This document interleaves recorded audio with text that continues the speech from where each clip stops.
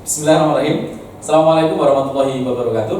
Waalaikumsalam warahmatullahi wabarakatuh. Hamdan wa syukran lillah ba'da. Raditu billahi rabba wa bil islam dina wa bi Muhammadin nabiyyi wa rasulah. Rabbi zidni ilma warzuqni fahma. Amin. Allahumma arhamna bil Qur'an. Baiklah Ibu, bagaimana kabarnya? Alhamdulillah sehat? Masih semangat? Semangat. Walaupun siang semangatnya adalah pagi. Masya Allah. Itulah sahabat guru penggerak. Baiklah, pertanyaan pertama adalah saya akan bertanya kepada Bapak Ibu semuanya. Tapi sebelumnya marilah kita panjatkan puji syukur kita kepada Allah Subhanahu wa taala karena telah melimpahkan nikmat taufik hidayahnya sehingga pada siang hari ini kita dalam keadaan sehat walafiat untuk mengikuti majlis yang mulia ini.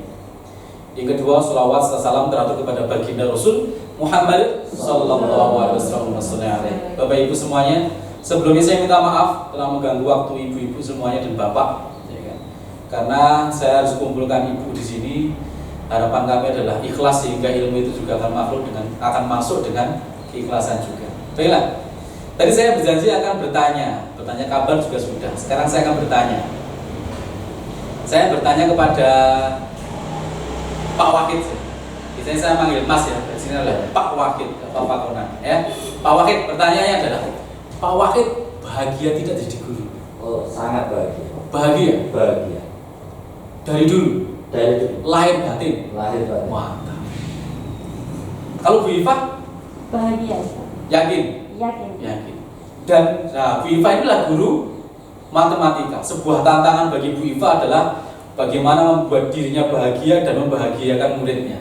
Saya yakin ketika Bu Iva itu menjadi guru yang bahagia ketika mengajar matematika, saya yakin anak-anak juga bahagia ketika belajar matematika. Bahagia? Insya Allah bahagia. Terbukti. Boleh ya bahagia? Bahagia. Teman-teman semuanya bahagia ya? Bahagia. Alhamdulillah.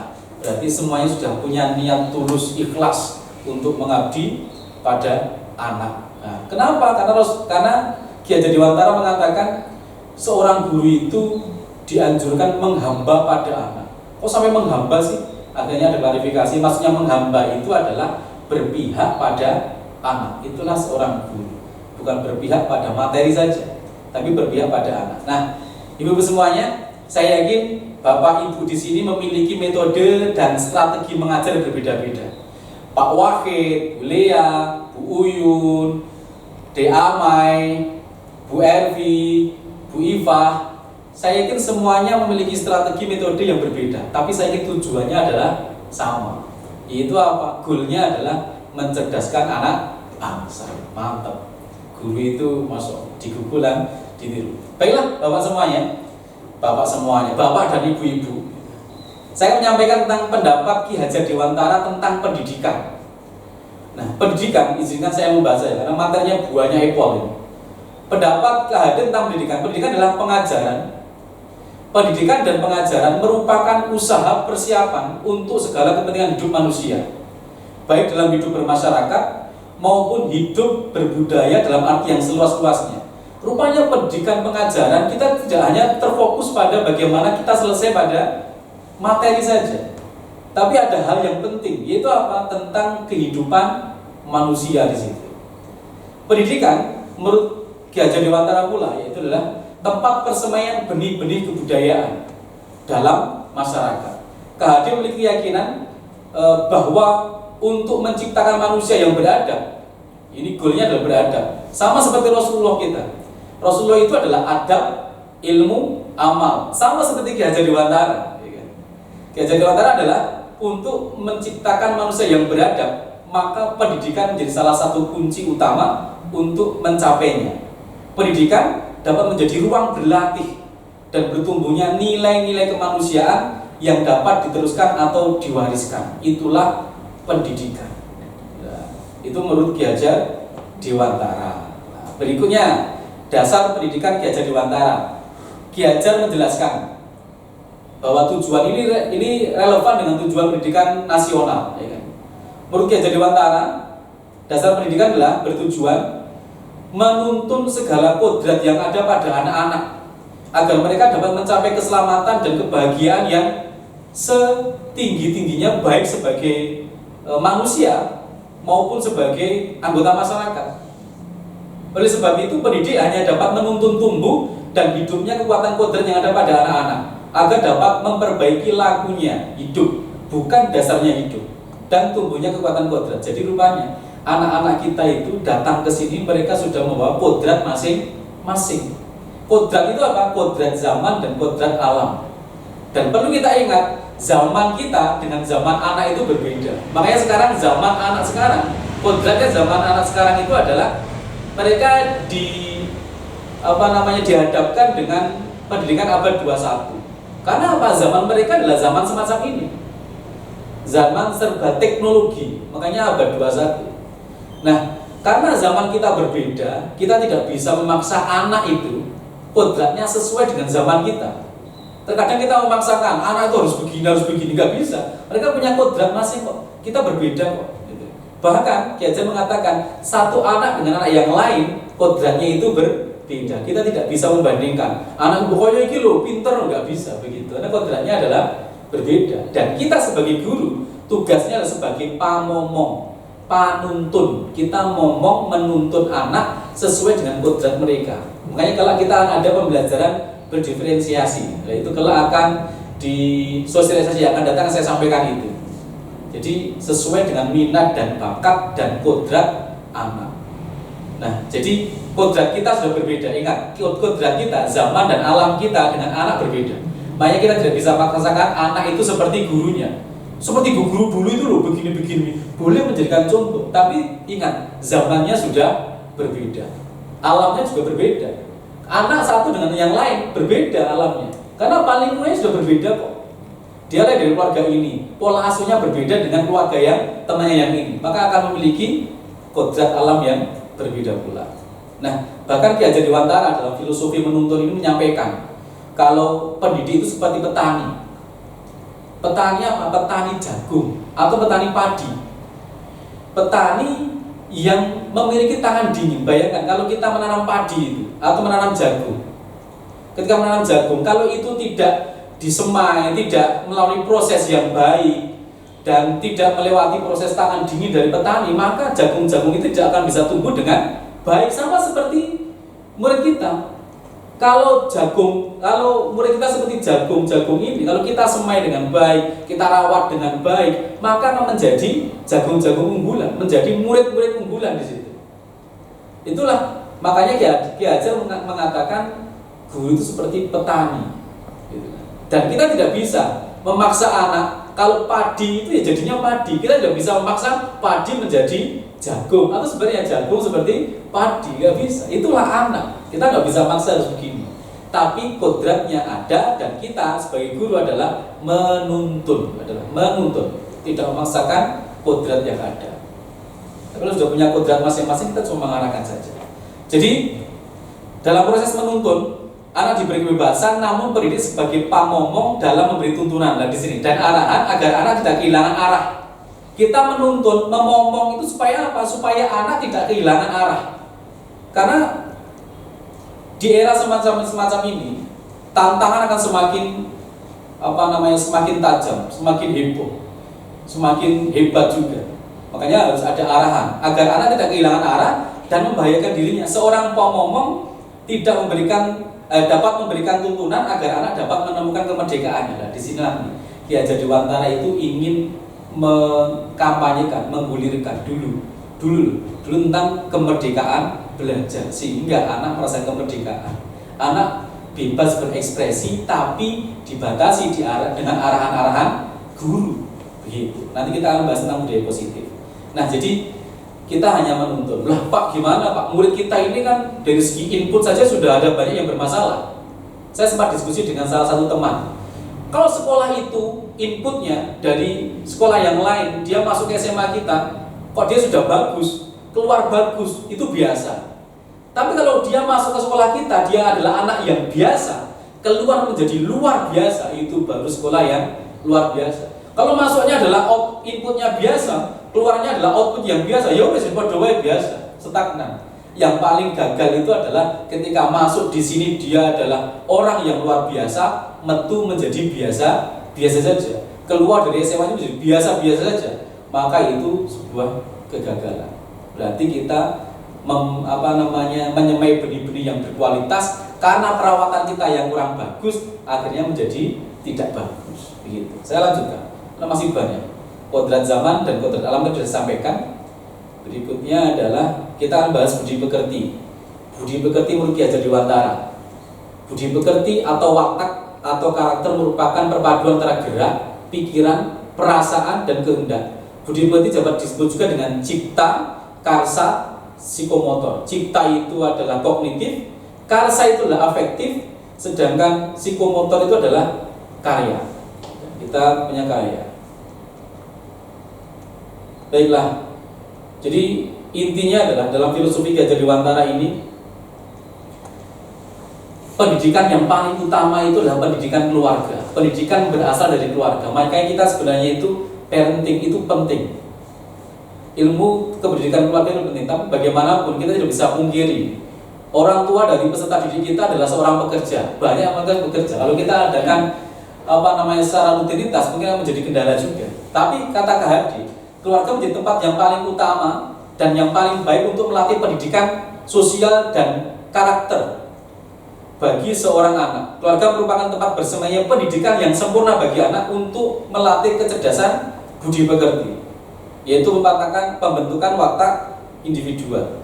Keluarga juga menjadi ruang untuk mempersiapkan hidup dalam bermasyarakat dibanding dengan pusat pendidikan yang lainnya. Berarti pendidikan yang paling berkualitas itu penentunya adalah pendidikan keluarga. Tapi salah kaprahnya sekarang adalah banyak orang tua itu wis tak titipke pun kula ndek titip nggih Pak Guru nggih tolong niki jenengan pripun-pripun man didik mana lah, itu sebenarnya setelah itu di rumah dibiarkan saja. Itu salah. Karena pendidikan yang paling baik adalah pendidikan di lingkungan keluarga. Berikutnya, goal dari filosofi Ki Hajar Dewantara tujuannya adalah anak memiliki profil pelajar Pancasila. Dan ini kelak di kurikulum yang akan datang mungkin akan diberikan ini, profil pelajar Pancasila. Apa itu? Pertama, bertakwa kepada Tuhan Yang Maha Esa dan berakhlak karimah.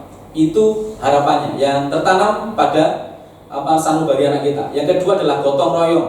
Profil kedua adalah gotong royong. Yang ketiga adalah mandiri. Yang keempat adalah kreatif, punya daya cipta, bernalar kritis. Bernalar kritis ketika ada sesuatu dia berani untuk menyampaikan, tidak diam saja gitu. Berikutnya berkependekan global. Ada suatu hal yang baru, dia mau menerima tapi dia juga mampu untuk menyaringnya. Tapi Ibu yang dimuliakan Allah Subhanahu wa taala gimana? Ngantuk? Ngantuk enggak? Ngantuk. Kalau enggak ngantuk saya yang ngantuk. Enggak apa-apa, ini siang-siang memang waktunya tidur siang ya. Enggak apa-apa. Kita lanjutkan. Yang penting boleh tidur tapi melek ya. Ya, keren. Baiklah, Bapak Ibu, kita bahas tentang makna disiplin. Kita akan masuk pada budaya positif ya. Budaya positif makna disiplin. Kalau kita dengar disiplin itu biasanya identik dengan peraturan, tata tertib. Intinya kedisiplinan banget. Tapi disiplin yang paling baik adalah disiplin yang bisa dibangun dari dirinya sendiri. Ya kan? Banyak di antara kita itu disiplin itu karena suatu hal. Nah, makanya disiplin harus dibangun. Sekarang gini, pertanyaannya, anak-anak, saya sempat bertanya kepada anak-anak, nah, ya Pak, kalau seandainya peraturan sekolah kita ini tidak ketat, tapi di situ tertulis siswa wajib menggunakan atau memakai sepatu berwarna hitam, tapi tidak ketat peraturannya, tidak ditunaikan gitu. Kalian tetap bersepatu hitam atau bebas? Saya kan bersepatu bebas Pak. Oh begitu. Berarti ada masalah di sini. Berarti ada masalah. Karena apa? Manusia itu ada tiga motivasi perilaku manusia untuk melakukan disiplinan. Yang pertama, karena untuk menghindari ketidaknyamanan. Yang kedua adalah untuk mendapat imbalan atau penghargaan dari orang lain. Akhirnya orang itu disiplin. Dan yang ketiga adalah mereka disiplin karena untuk menjadi orang yang mereka inginkan dan menghargai diri sendiri dengan nilai-nilai yang mereka percaya. Nah, berarti anak-anak kita ini saat ini melakukan disiplin dan sebagian itu karena menghindari ketidaknyamanan. Apa itu? Hukuman. Saat ini tidak ada hukuman, mungkin mereka tidak akan menaati, tidak akan disiplin. Itu menjadi masalah. Berarti rupanya murid kita itu kedisiplinnya membutuhkan orang lain. Disiplinnya membutuhkan motivasi dari orang lain. Ini disebut dengan ekstrinsik. Nah, kedisiplinan yang nomor 3 inilah kedisiplinan yang paling dinanti. Kedisiplinan yang paling berkualitas adalah kedisiplinan yang ketiga, yaitu apa? Menjadi orang yang mereka inginkan dan menghargai diri sendiri dengan nilai-nilai yang mereka percaya. Ini disiplin yang bisa dibangun dari dirinya sendiri. Jadi motivasi, disiplin kalau dia bisa membangun dari dirinya sendiri tanpa ada peraturan ataupun tidak. Ketika peraturan itu ditunaikan atau tidak, dia tetap melaksanakan itu. Contoh hanya ketika di Bangjo itu. Di Bangjo kita masih banyak yang melihat ketika lampunya itu merah dan jalannya sepi, banyak yang terobos itu. Bukan hanya murid, bisa jadi kita juga kadang begitu, terobos begitu kan. Nah, kenapa? Karena tidak ada polisi. Bayangkan kalau situ ada polisi berdiri di situ, di depan Bangjo situ. Apa kita akan terus terobos pada lampu merah? Tidak mungkin, pasti kita berhenti. Berarti kita disiplin kita itu masih membutuhkan orang lain untuk mendisiplinkan diri kita. Dan itu adalah disiplin yang paling buruk rupanya. Yang paling bagus adalah disiplin yang bisa dibangun dari dirinya sendiri. Eneng polisi ataupun tidak, kita tetap berhenti. Itu disiplin yang paling bagus. Berikutnya adalah kita akan bahas tentang keyakinan kelas. Ini saya ringkas ya. Saya akan membahas tentang keyakinan kelas. Ada sebuah pertanyaan. Mengapa kita memiliki peraturan tentang penggunaan helm pada saat mengendarai kendaraan roda 2 atau motor? Kemungkinan jawaban kita adalah untuk keselamatan. Kalau karena ada cegatan momen lah, itu urusan akhir ya. Tapi intinya adalah untuk keselamatan. Pertanyaan berikutnya adalah mengapa kita memiliki peraturan tentang penggunaan masker dan mencuci tangan setiap saat? Mungkin jawaban jawab kita adalah untuk kesehatan dan keselamatan. Nah, keyakinan di sini, keyakinan kelas ini berawal dari peraturan-peraturan kesepakatan kelas dan komitmen bersama. Setelah itu kita jadikan menjadi sifat-sifat kebajikan. Contoh misalnya, menghargai guru, mendengarkan guru ketika menerangkan, tidak bermain HP ketika guru menerangkan. Sifat kebajikannya apa? Saling menghargai. Rupanya kalau anak-anak itu kita libatkan dalam membuat peraturan bersama, kesepakatan kelas bersama, keyakinan kelas bersama, mereka itu akan memiliki komitmen bersama. Karena apa? Peraturan mereka yang buat. Kalau di sini kenapa mereka melanggar? Karena peraturan kita yang buat, bukan anak yang buat, gitu loh. Nah, pembentukan keyakinan kelas.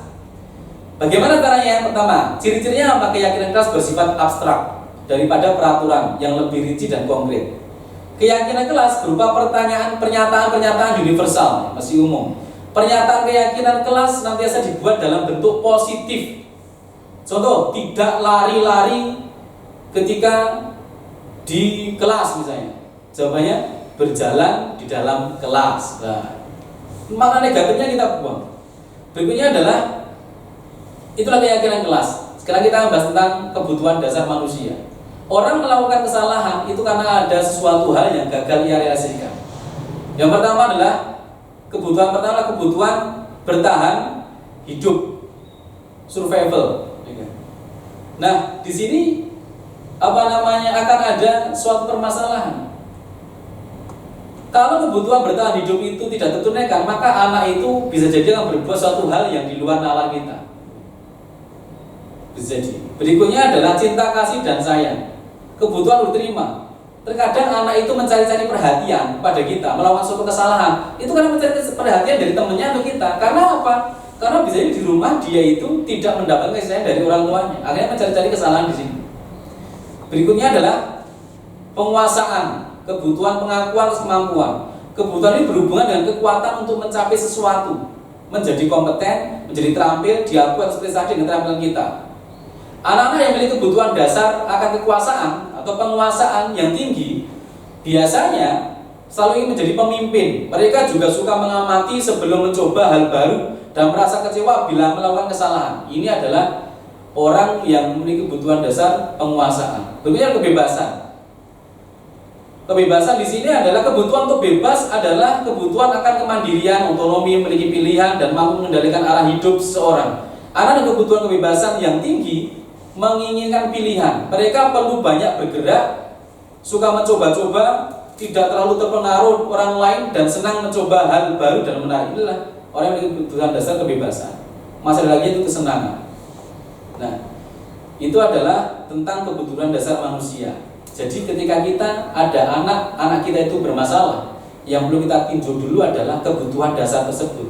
jangan-jangan anak melakukan kesalahan tersebut ada anak yang gagal dalam memenuhi kebutuhan dasar tersebut. Entah itu penguasaan, entah itu kebebasan, entah itu kasih sayang, entah itu bertahan hidup dan sebagainya.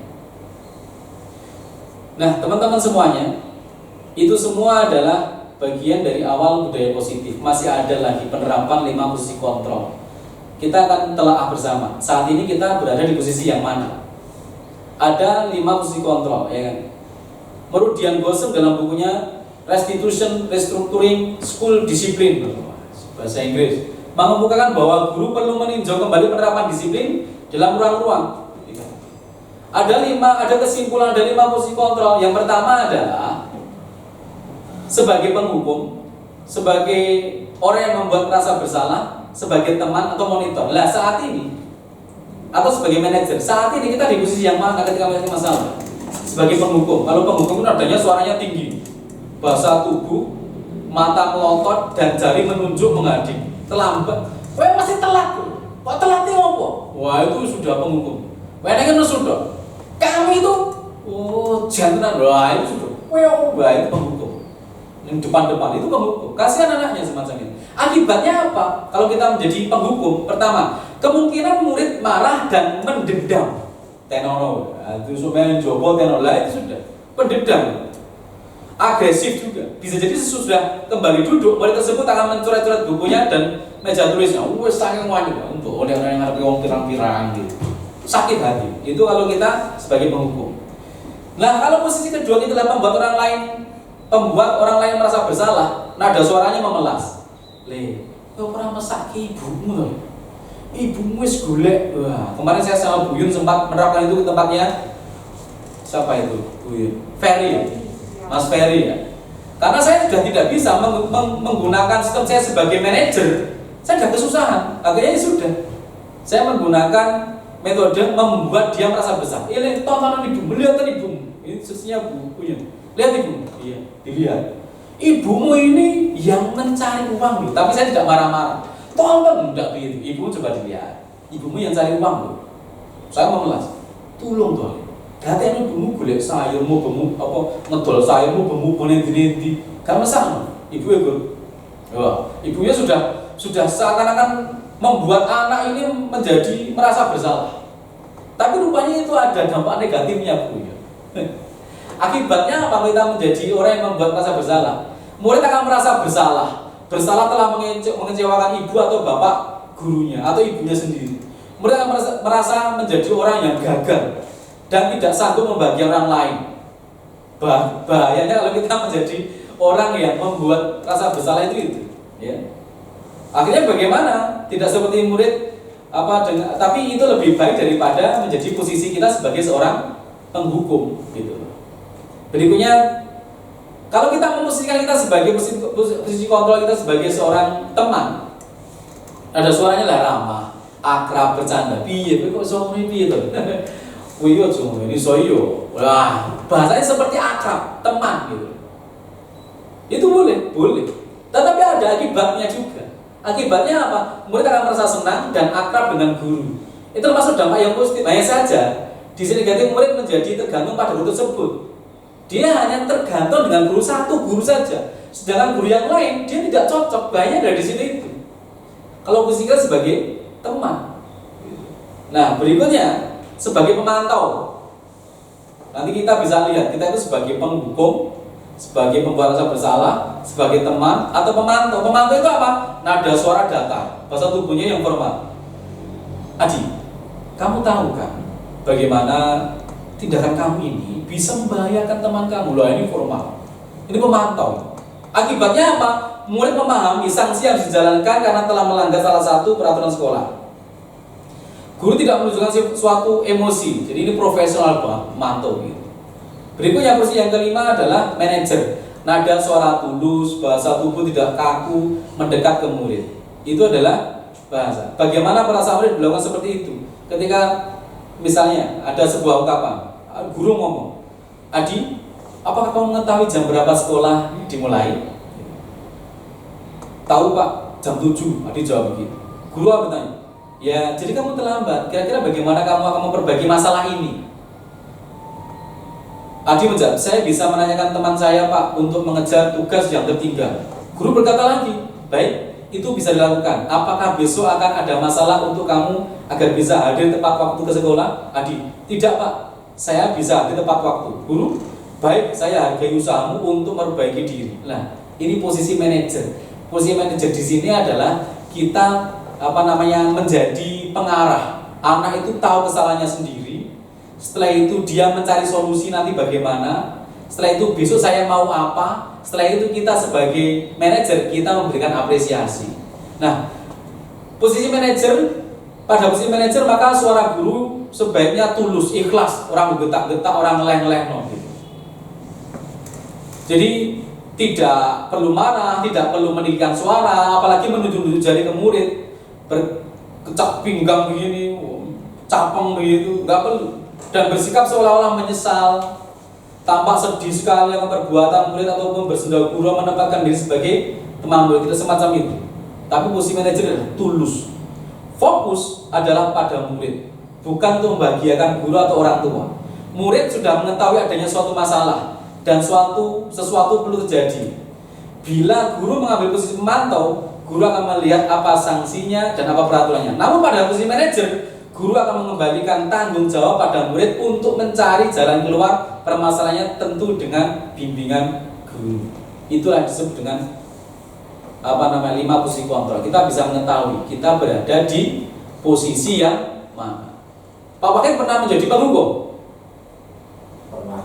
Dihukum? Pernah ya. Ya nggak apa-apa, sama. Saya juga pernah dihukum. Enak ya? Ya gitu. Enak nggak?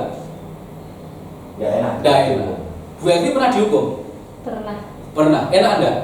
Nggak enak. Walaupun ditunjuk-tunjuk, dimarah-marahi di depan orang banyak lagi, pasti harga diri kan runtuh. Sama, murid kita juga manusia, ingat. Murid kita itu adalah manusia, sama seperti kita dulu. Jangan sampai kalau itu nggak enak, jangan sampai murid kita itu merasakan hal yang tidak enak pula. Nah, Bapak Ibu, sebagai masuk dari restitusi, nanti insya Allah kita akan lanjutkan di diskusi berikutnya saja. Mungkin itu yang bisa saya sampaikan. Mohon maaf sekali telah mengganggu waktu ibu-ibu semuanya. Gak terasa sudah selesai ya, Bu Iva ya. Sudah selesai, sudah makleran, alhamdulillah. Nanti itu ibu-ibu sambung kok. Tidak apa-apa. Lalu Bu Iva itu kan ibaratnya naumun nabawi, tidurnya ala Nabi. Walaupun begini tekluk dia lupa. Istimewanya begini. Makanya beliau layak menjadi asisten lembaga kurikulum. Tepuk tangan. Kenapa tepuk tangan? Biar melek. Baiklah, terima kasih juga Bu Lea. Yang ini guru senior kita di sini. Mas Wafid juga terima kasih, guru TIK, Bu Yun, guru BP, terima kasih. Di Amai, guru matematika, terima kasih. Di Elvi, masih guru BP ya?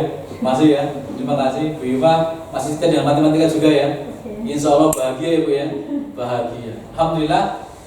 Yang belum ada PAI, saya guru PAI tapi saya kenapa tidak mengundang guru PAI, nanti tidak objektif gitu. Saya ngundangnya lah selain mapel. Baiklah Bapak Ibu semuanya, mungkin itu bagian dari budaya positif.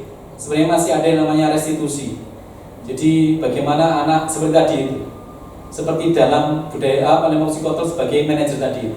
Maka yuk kita posisikan diri kita jangan sebagai, setidaknya bukan sebagai seorang penghukum, karena itu menyakitkan. Sekali lagi terima kasih atas waktunya dan tepuk tangan untuk kita semuanya. Salam hebat. Dan saya punya semboyan dari guru penggerak. Guru penggerak itu adalah bergerak, tergerak, dan menggerakkan. Dan insya Allah nanti saya akan sampaikan tentang budaya positif secara bertahap kepada Bapak Ibu semuanya. Saya sudah sering bertukar pengalaman dengan Bu Yun, dengan Bu Evi, karena budaya positif kita harus bangun. Makanya kenapa saya harus ikut home visit, karena saya praktek di situ. Kenapa Bu Evi ketika ada penanganan saya pengen ikut, karena saya juga pengen praktek di situ. Sehingga kolaborasi ini kita bisa terbangun. Begitu. Mungkin itu yang bisa saya sampaikan. Mohon maaf dan silahkan melanjutkan aktivitasnya. Sekali lagi terima kasih. Kita tutup dengan bacaan hamdalah bersama-sama. Alhamdulillahirobbilalamin. Assalamualaikum warahmatullahi wabarakatuh. Bahagia? Senang? Ngantuk? Bodoh. Terima kasih. Assalamualaikum warahmatullahi wabarakatuh. Perkenalkan, saya Ernawati Arifah, guru matematika di SMA 1 Banyudono. Menurut saya, filosofi Ki Hajar Dewantara masih relevan dalam pendidikan saat ini ya, karena meskipun itu diciptakan pada masa lampau, tapi masih bisa dipakai sampai sekarang dengan melihat bahwa pendidikan saat ini diciptakan sesuai dengan kondisi zamannya. Anak-anak diberikan pembelajaran sesuai dengan produk sekarang. Oke. Assalamualaikum warahmatullahi wabarakatuh. Perkenalkan, saya Leani Starini, guru geografi SMA Negeri 1 Banyudono. Setelah saya mengikuti sosialisasi calon guru penggerak yaitu Mas Bana, ya, ternyata di situ banyak sekali budaya positif ya, yang bisa ada atau ditanamkan pada siswa-siswi kita ya, dengan ada beberapa metode, tapi yang paling baik ya itu adalah kita sebagai guru itu harus bisa menjadi manajer ya, bukan menjadi penghukum. Ternyata setelah mendapatkan sosialisasi tadi, saya khususnya itu jadi paham. Ternyata sebagai seorang penghukum itu akan berdampak negatif sekali ya, bagi siswa kita. Nah, lebih baiknya itu kita menjadi seorang manajer bagi siswa kita dalam menanamkan budaya positif yang ada di sekolah kita. Terima kasih. Assalamualaikum warahmatullahi wabarakatuh.